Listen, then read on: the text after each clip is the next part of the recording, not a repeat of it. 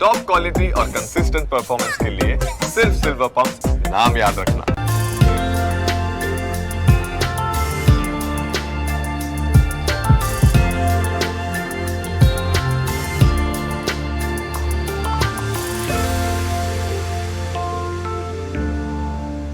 Hello and welcome to news capital.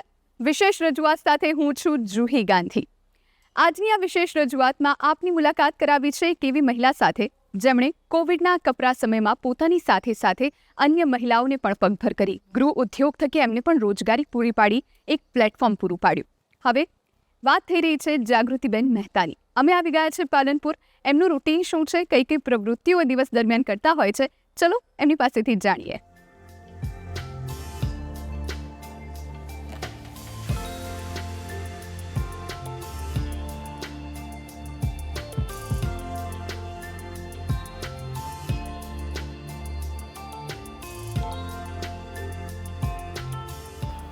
તો આજે મારી સાથે ઉપસ્થિત છે જાગૃતિબેન મહેતા, જેમણે કોવિડના કપરા સમયમાં શિક્ષિકા તરીકે જોબ કરતા હતા, પણ એ જોબ છોડી અને એમણે પોતાની સાથે સાથે અન્ય મહિલાઓને પણ પગભર કરી. અને એના માટે એમણે શું કર્યું છે, એમની આખી જર્ની કેવી રહી છે, આપણે એમની સાથે વાત કરીએ. જાગૃતિબેન, ખૂબ ખૂબ સ્વાગત છે આપનું news capital. Thank you so much. સૌથી પહેલાં તો આપે જેમ કહ્યું એમ કે હું ટીચર હતી અને કોવિડ સમયે પછી આપે જોબ છોડી અને પછી જે આખી તમારી જર્ની રહી, પહેલાં તો આ જે મહિલાઓને પગભર કરવાનો વિચાર એ ક્યાંથી આવ્યો? જ્યારે શિક્ષક તરીકે જોબ કરતી હતી ત્યારે પેરેન્ટ્સ મિટિંગ્સ હોય છે સેટરડે. તો સેટરડે મિટિંગ બધા પેરેન્ટ્સના રિવ્યૂ જાણ્યા, અલગ અલગ લેડીઝ સાથે મુલાકાત થતી હતી. તો દરેકના અલગ અલગ અને એ લોકોની જે પ્રોબ્લેમ્સ હતી, તો ત્યારે મને વિચાર આવ્યો કે આ પ્રોબ્લેમ્સ કંઈક સોલ્વ કરવી જોઈએ આપણે.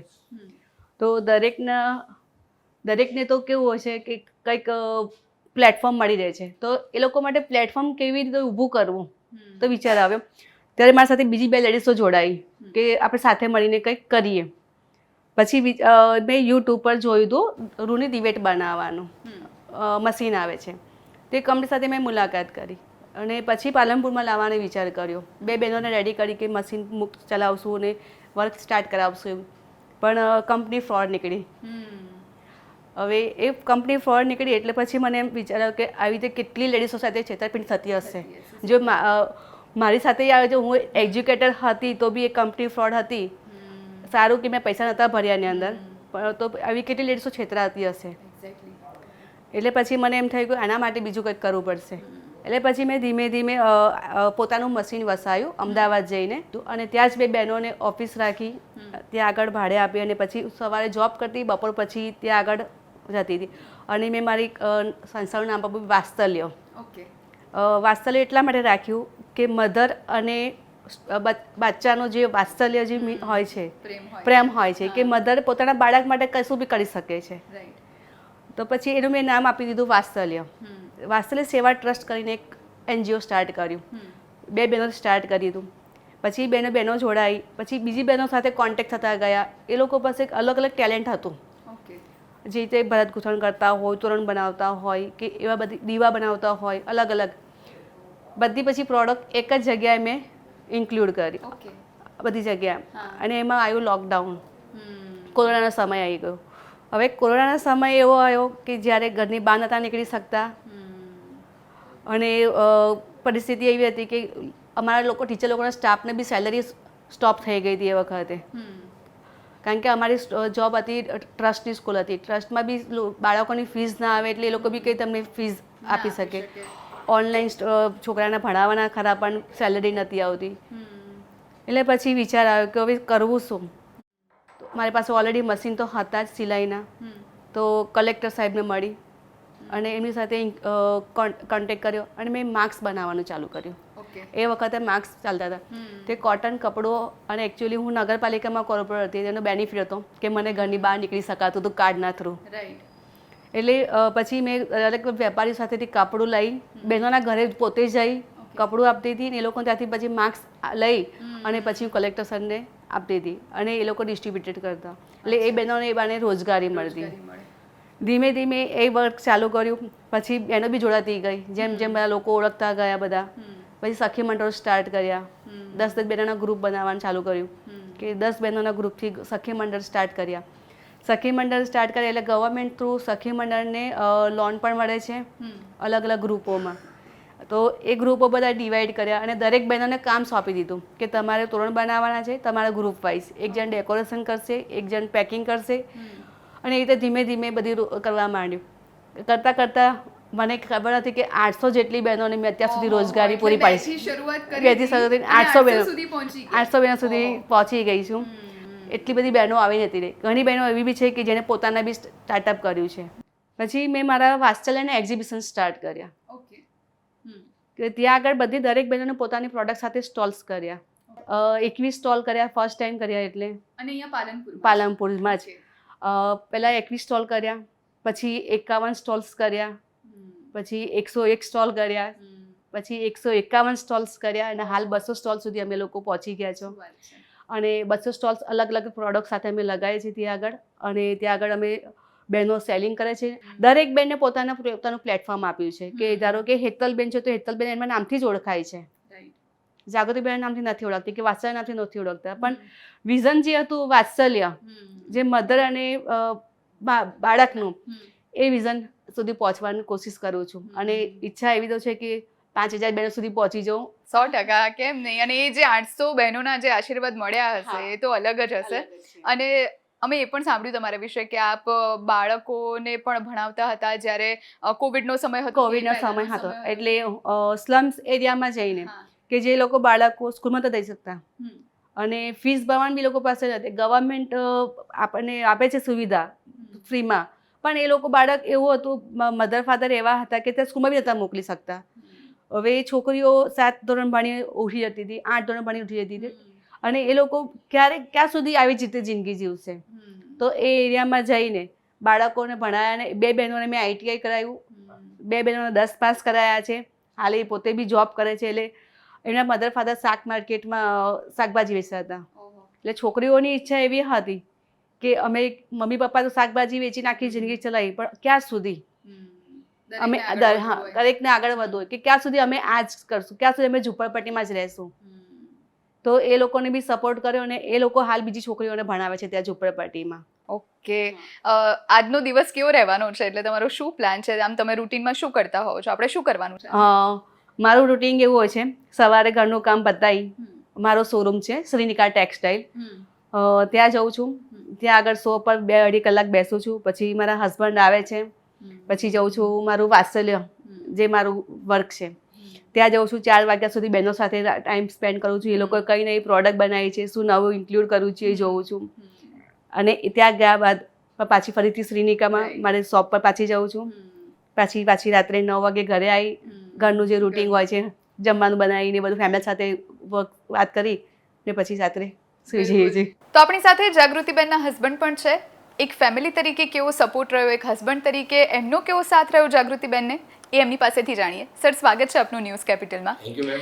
સૌથી પહેલાં તો એક શિક્ષિકા તરીકે જાગૃતિબેને આટલા વર્ષો કામ કર્યું અને ત્યારબાદ સેવા કાર્યમાં જોડાયા છે, અન્ય મહિલાઓને પગભર કરી રહ્યા છે, એક પ્લેટફોર્મ પૂરું પાડી રહ્યા છે. એમની જર્ની વિશે આપનો એંગલ જાણવો છે.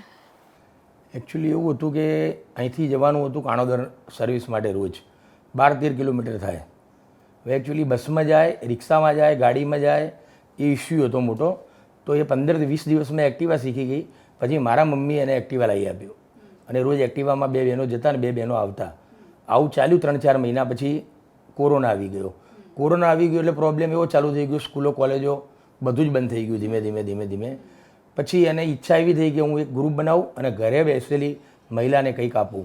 એટલે અમારા તરફથી તો કોઈ ના હતી નહીં, પણ મનમાં તો અમને બી એવું થાય કે આખો દિવસ બહાર ફરે છે, કંઈકનું કંઈક કામ કોકને આપતી જાય અને બહારથી કંઈક લઈને આવશે તો આપણે પણ ઉપાધિ આવશે. પણ એ બધામાંથી અમે નીકળ્યા છીએ અને ભગવાનની દયાથી કંઈ થયું નથી. પણ એ બધી બહેનોને અમે પહેલાં માસ્કથી ચાલુ કર્યું હતું અને એના પછી તો કલેક્ટર ઓફિસમાંથી બી એને સપોર્ટ મળ્યો, બહેનોનો સપોર્ટ મળ્યો, ભાઈઓનો સપોર્ટ મળ્યો અને ધીમે આગળ કામ વધતું ગયું અને બહેનો જોડાતી ગયા. પણ એ બધું તૈયાર થયા પછી વેચવાનો પ્રોબ્લેમ ચાલુ હતો. ત્યારે મારે મંડપ ડેકોરેશનનું કામ હતું. પછી અમે 2 દોસ્તારો ભેગા થઈને એમને મંડપ બાંધી આપ્યો અને એમને ત્યાં આગળ પોતાના સ્ટોલ કર્યા. એટલે ભાડા લેવાનો પ્રોબ્લેમ. હવે આ બહેનોએ તો પહેલી વાર જ ચાલુ કર્યું હતું. અમને ખબર જ હતી કે નુકસાન કે નફો હવે તો જે હશે લડી લઈશું, આવે ના આવે ભાડું. એ તો મામૂલી ભાડું લેવાનું હતું, એમાં અમારી લેબર ખર્ચ નીકળે તો એ ઘણું હતું, પણ એ સક્સેસ ગયું અને એના પછી બધું રાબેતા મુજબ ચાલુ થયું. તો પરિવારનો તો સારો એવો સપોર્ટ રહ્યો છે. દિવસની શરૂઆત કરવાની છે જાગૃતિબેન સાથે અને હવે જવાનું છે એમના શોરૂમ પર અને ત્યાં એ કઈ રીતનું કામ કરે છે એના વિશે પણ માહિતી મેળવી.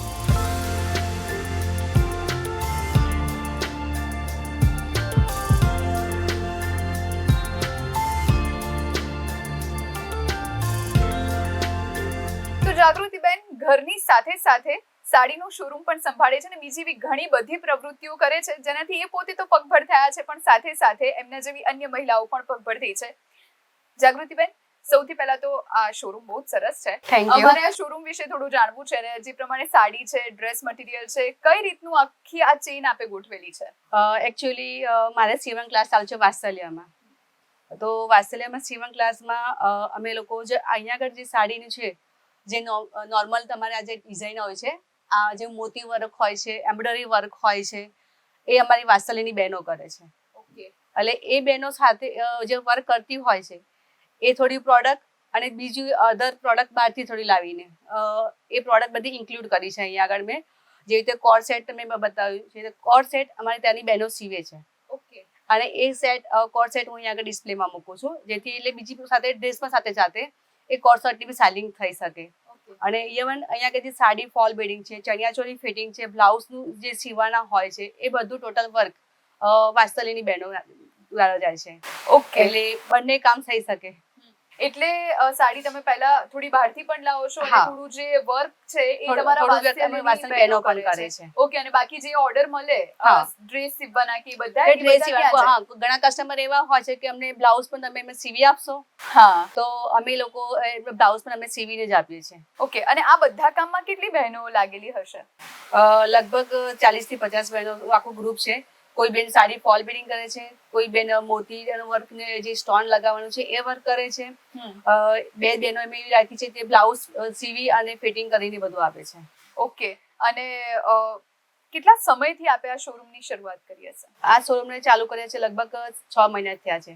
6 મહિના એટલે હમણાંનું જ છે? હમણાંનું છે. હા. ઓકે. અને હવે આને આગળ ક્યાં લઈ જવું છે આપે? એટલે કોઈ એક વિઝન છે કે મારે આટલું એક્સપાન્ડ કરવું છે? એકચ્યુઅલી મારે પોતાનો વાત્સલ્યનો શોરૂમ બનાવવો છે. અચ્છા. જે આપણે ગવર્મેન્ટ ગુજરાતના જે ગવર્મેન્ટના જે સ્ટોલ્સ હોય છે, ઓકે. જ્યાં દરેક પ્રોડક્ટ જે હાથ વણાટની વસ્તુ પ્રોડક્ટ ત્યાં મળી રહે છે. ઓકે. બસ એ જ વિઝન મારું છે કે એક જ જગ્યા પર તમે હસ્તકલાની ટોટલ વસ્તુ ત્યાં પ્રોવાઈડ તમે કરી શકીએ, જે હોલસેલ અને રિટેલ બંને. ઓકે. મારું મિશન એ છે. અને ત્યાં આગળ 500 બહેનો જેવી વર્ક કરતી હોય, નીચે વર્ક ચાલતું હોય ને ઉપર આખો શોરૂમ હોય. ઓકે. એટલે એક જ જગ્યાએ બધું કરવા માંગે છે. હા. અને બહુ સરસ વિચાર છે. હવે આગળ શું પ્લાન છે? હવે શું કરવા? હવે વાત્સલ્ય જઈએ છીએ આપણે? હા, હવે આપણે વાત્સલ્ય જશું. ઓકે.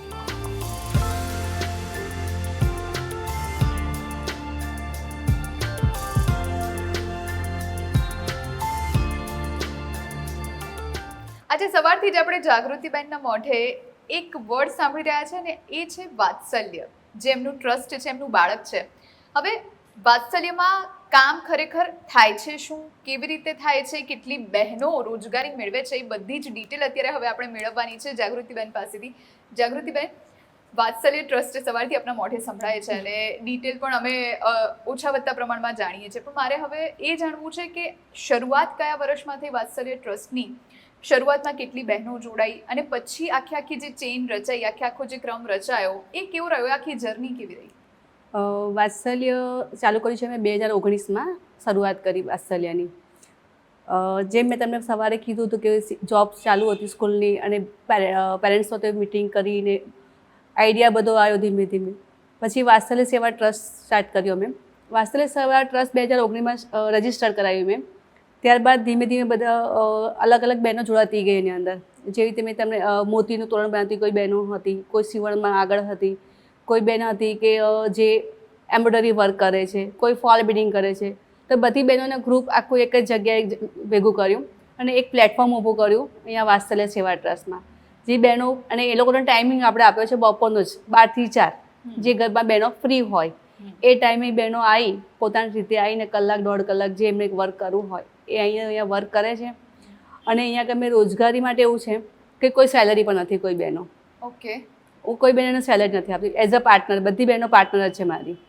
જે પણ વર્ક કરે છે અમે એઝ અ પાર્ટનર તરીકે કરીએ છીએ. અમે બે પાર્ટનર્સમાં બધું પ્રોડક્ટ લાવીએ છીએ, વસ્તુ લાવીએ છીએ, જે બી થાય છે જ્યારે બી અમે સેલિંગ કરીએ છીએ તો અમે પાર્ટનરશિપમાં વેચી દઈએ છીએ બધી બહેનો.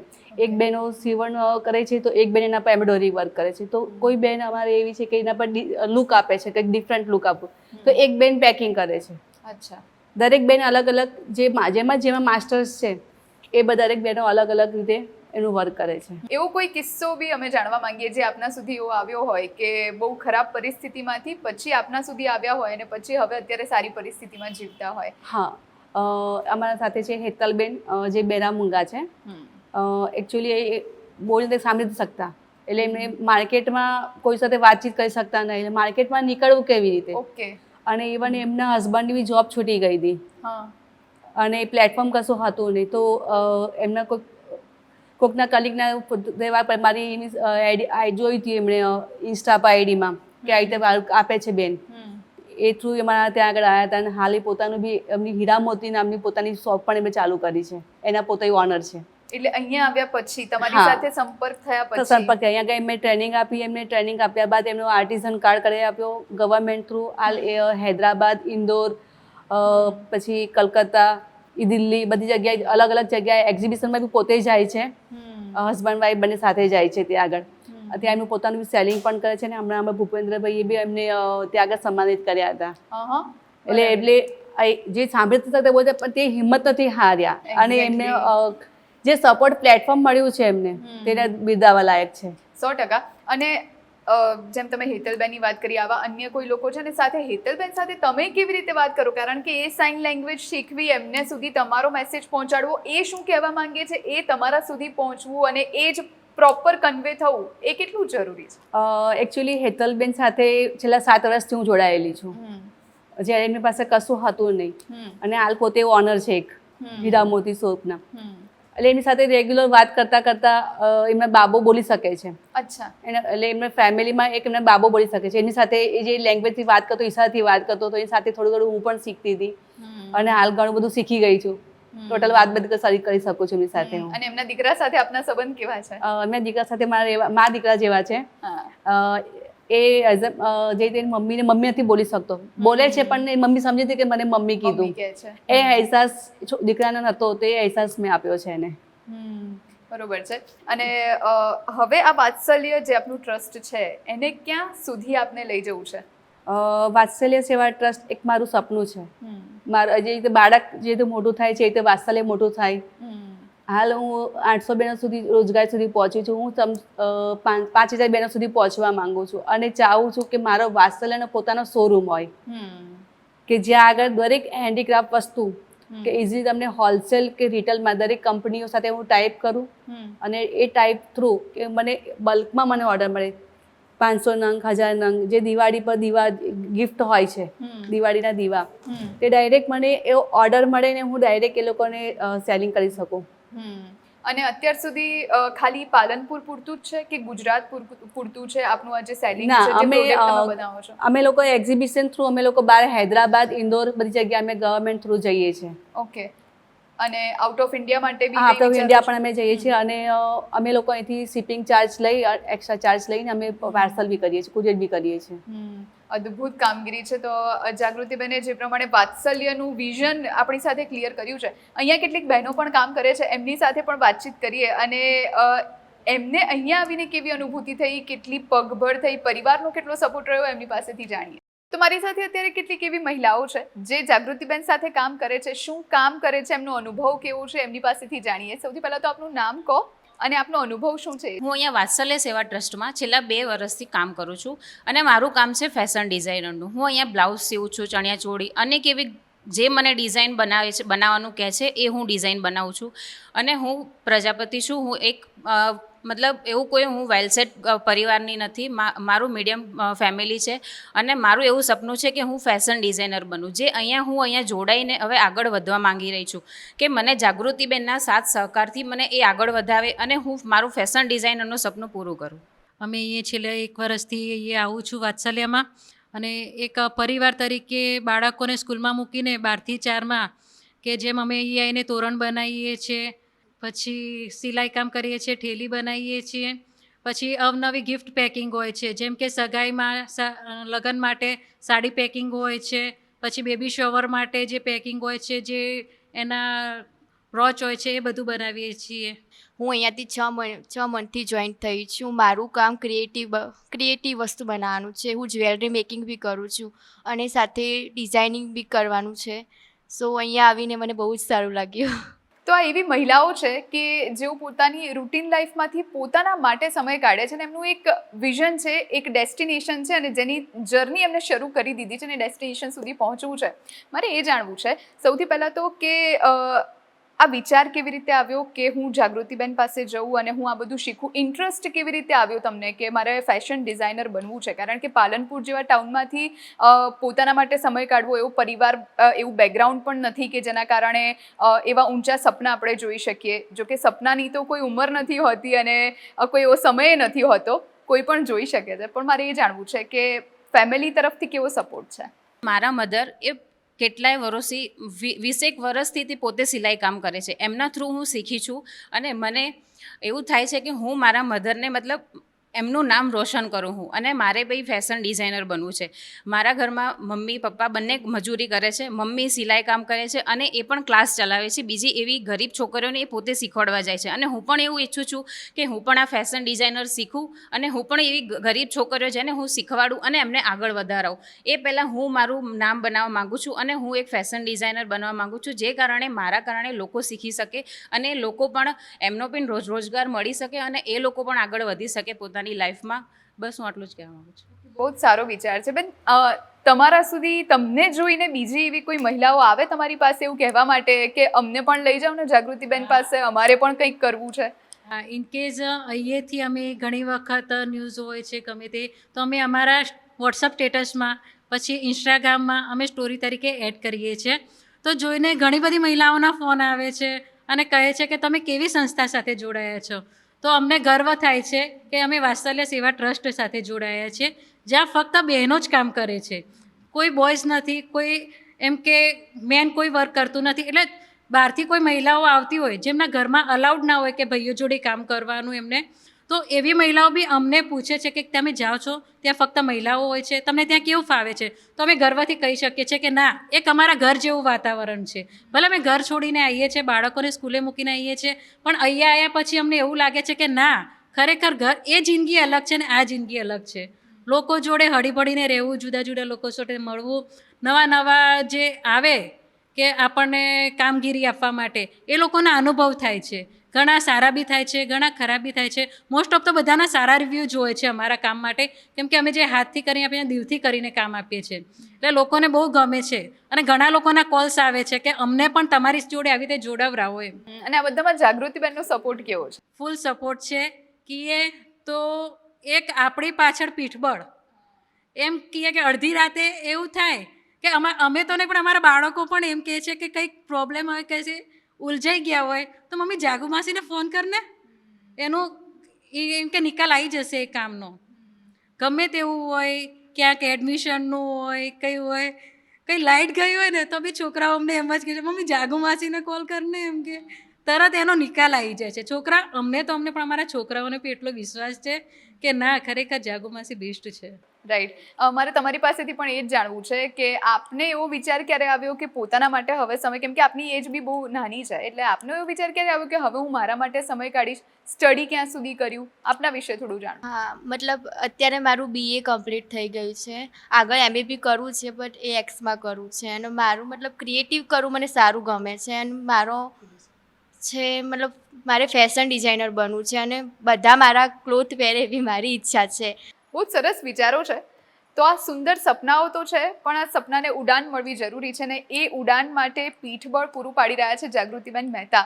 જાગૃતિબેન, સૌથી પહેલાં તો વાત્સલ્ય ટ્રસ્ટ માટે કોંગ્રેચ્યુલેશન, કારણ કે આજે મહિલાઓ સાથે વાત કરીએ, દીકરીઓ સાથે વાત કરી, આમના જેવી તો કદાચ હજારો એવી દીકરીઓ હશે કે મહિલાઓ હશે જેમને વિચારો તો ઘણા આવ્યા હશે કે કેવી રીતે હું લાઈફને એક નવો શેપ આપું, કેવી રીતે પોતાના ફેમિલીને મદદ કરું, અને એવામાં જ્યારે તમારા જેવા વ્યક્તિનો સપોર્ટ મળતો હોય તો ઘણી મોટી વાત કહેવાય. ન્યૂઝ કેપિટલે આજે આપની સાથે દિવસ પસાર કર્યો છે, આપને કેવું લાગ્યું? સૌથી પહેલાં તો સૌપ્રથમ તો હું ન્યૂઝ કેપિટલનો ખૂબ ખૂબ આભાર માનીશ કે જે અમારી જેવી બહેનો જે હસ્તકલાનું જે પ્લેટફોર્મ, જે હાથેથી બનાવેલી વસ્તુનું જે પ્લેટફોર્મ તમે અમને એવોર્ડ્સ આપ્યો. કારણ કે એવોર્ડ્સ ઘણી જગ્યાએ મળતા હોય છે, પણ કેવા હોય છે, ખરીદીને એવોર્ડ હોય છે. જે રિયલ વર્કમાં જે વર્ક કરે છે જે લેડીઝો, એ લોકો હાઇલાઇટ નથી થતી, અને જે લોકો નથી વર્ક કરતા એ લોકો હાઇલાઇટ થાય છે. અને તમે જે લોકો અમને એવોર્ડ્સ આપ્યા બાદ બી અમારી બહેનોના જે તમે રિવ્યૂઝ લીધા, એના માટે ખૂબ ખૂબ આભાર તમારો. બિલકુલ, થેન્ક યુ સો મચ અમારી સાથે આપ જોડાયા અને આપનો આ કિંમતી સમય અમારી સાથે આપે સ્પેન્ડ કર્યો. Thank you so much. તો આજની આ વિશેષ રજૂઆતમાં આપણે મુલાકાત કરી પાલનપુરના જાગૃતિબેન મહેતા સાથે, કે જેઓ પોતાની સાથે સાથે અન્ય મહિલાઓના સપનાને ઉડાન આપવાનું પણ કામ કરે છે. આ અઠવાડિયે બસ આટલું જ. આવતા અઠવાડિયે ફરીથી મળીશું આવી જ અન્ય મહિલાની કહાની સાથે. ત્યાં સુધી રજા આપશો. બાય.